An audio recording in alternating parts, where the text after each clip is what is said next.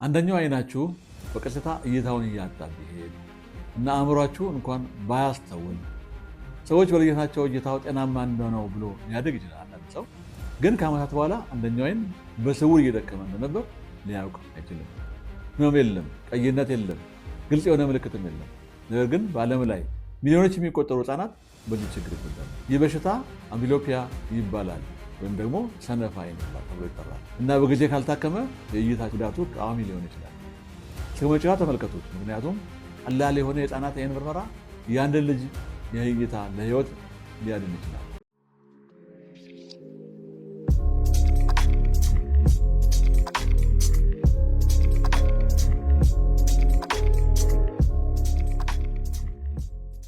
እንደምቆያችሁ ዛሬ የምንነጋገረው ስለ አምብሊዮፒያ ነው። ይህ በብዙ ሰዎች በትክክል ያልተረዳ የአይን ችግር ነው። ሰዎች ሰነፍ አይን ማለት አይን የተለየ መልክ ሲኖረው ብቻ ነው ብለው ያስባሉ። እውነተኛው ችግር ግን በአእምሮ ውስጥ ነው ያለው። በአምብሊዮፒያ ውስጥ አእምሮን አንዱን አይን ብቻ ማመን ይጀምራል።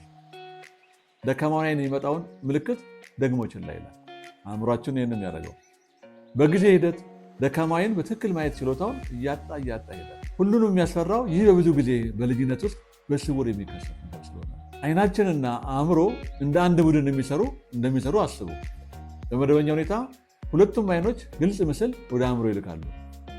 አእምሮም እነዚህን በማጣመር አንድ ሙሉ ምስል ያደርጋል። አእምሯችን ግን በአምብሊዮፒያ ውስጥ አንደኛው አይን የደበዘዘ ወይንም ደካማ ምስል ይልካል።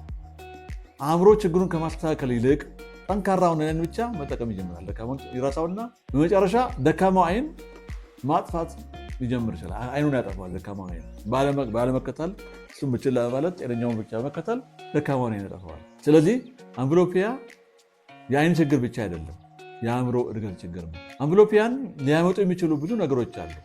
አንዱ የተለመደ ምክንያት የአይን መጣመም ነው። አይን መጣመም ማለት አንደኛው አይንን ወደ ሌላ አንደኛው አይን ወደ ሌላ በማይበት ሰዓት ይሄ በአንድ አቅጣጫ ሳይመለከቱ ሲቀር፣ ሌላው የእይታ ልዩነት አንዱ ከሌላው በጣም ግልጽ ሊያይ፣ ለምሳሌ አንደኛው አይን በጣም በቅርብ እይታ ሊኖር ስለሚችል ሌላኛው ደግሞ ርቀትን ብቻ ማየት ሊችል ይችላል። ሌላው ደግሞ መደበኛ ሊሆን ይችላል። አንዳንድ ጊዜ ደግሞ ሞራ በሕፃንነት የሚመጣ ሞራ ወይም ካታራክት የሚሉት አለ፣ ሞራ ግርዶሽ ሊፈጠር ይችላል። የወደቀ የአይን ቆብ፣ ይሄ ላይኛችን አይን ቆባችን አይናችን ሲሸፍን ወርዶ ሌሎች አይነት ችግሮች እይታን ሊያግዱ ይችላሉ። አምብሊዮፒያን አደገኛ የሚያደርገው ነገር ይህ ነው። ብዙ ህፃናት ምንም አይናገሩም። ለምን? ምክንያቱም ጠንካራው አይን ክፍተቱን ይሸፍናል። ብዙ ህፃናት የሚያዩት መደበኛ ነው ብሎ ያስባሉ። ምልክቶቹ አይንን ማጠበብ ነው። ጥብብ አድርገው ብር ብለው መመልከት፣ አንድ አይንን መዝጋትና ማየት፣ የርቀት ግምትን ችግር፣ አይኖች መንከራተት፣ ራስ መታት፣ የንባብ ችግር ሊሆኑ ይችላሉ። አንዳንድ ሰዎች በትምህርት ይቸግራሉ፣ ነገር ግን ችግሩን ከእይታ መሆኑን አያውቁትም። መልካም ዜናው ይህ ነው። አምብሊዮፒያ በጊዜ ታወቀ በብዙ ሁኔታዎች ሊታከም ይችላል። ህክምናው መነጽር፣ ጤነኛውን አይን በመሸፈን የደካማ አይን እንዲያይ ማድረግ፣ ልዩ መድኃኒት ጠብታዎች ዋናውን ችግር ሊያካትት ይችላል። አንዱ የተለመደ ህክምና ጠንካራው አይን መሸፈን ነው። ይህ አእምሮውን ደካማውን አይን ሊጠቀም ያስገድደዋል። መጀመሪያ ላይ ህፃናት ፓቹን መልበስ ላይወዱ ይችላሉ፣ ግን ቀደም ብሎ የተደረገ ህክምና ለህይወታቸው ትልቅ ልዩነት ሊያመጣ ይችላል። አምብሊዮፒያ ከሁሉ የሚያስፈራው በጸጥታ መጥቶ መጉዳቱ ነው። አንድ ሊስቅ ይችላል፣ ሊጫወት ይችላል፣ ፍጹም ጤናማ ሊመስል ይችላል። ነገር ግን አንደኛው አይኑ ከአእምሮ ግንኙነት በቀስታ እያጣ ሊሆን ይችላል። ግን እውቀት ሁሉን ሊቀይር ይችላል።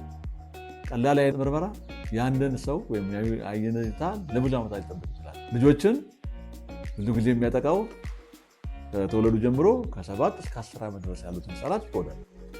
ነገር ግን ይህን ለመከታተል ከ3 እስከ 5 ዓመት ባሉ ጊዜያት ውስጥ ወደ ኪንደርጋርተን ወይም ሲጀምሩ ቶሎ ምርመራ ማስደረግ አለባቸው። ወላጆች ሁሉንም ልጆች የአይን ምርመራ ብታስደርጉ ይህንን በሽታ ልንከላከል እንችላለን።